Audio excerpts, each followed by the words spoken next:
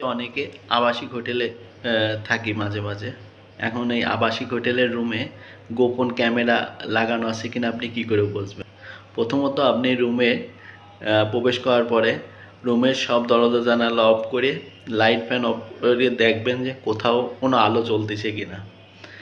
যদি দেখেন যে কোথাও মৃদু আলো অথবা অল্প আলো দেখা যাচ্ছে, তাহলে ভাববেন কি ওখানে গোপন ক্যামেরা লাগানো আছে।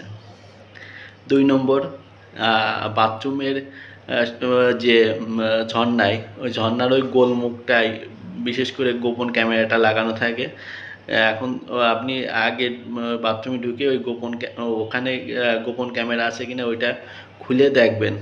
ছোট জিনিস তো, মানে যদি থাকে আপনি যদি ওইটা খোলেন তাহলে দেখবেন যে ওইটা পড়ে যাবে।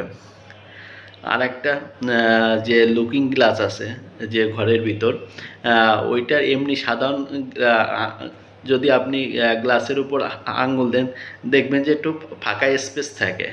কিন্তু যদি ওই যে আপনার ওই আয়নার উপর যদি গোপন ক্যামেরা লাগানো থাকে তাহলে দেখবেন যে ওইটা কিন্তু আঙুলটা কিন্তু মিশে যাবে আপনার ওই যে কাঁচের গ্লাসের সাথে।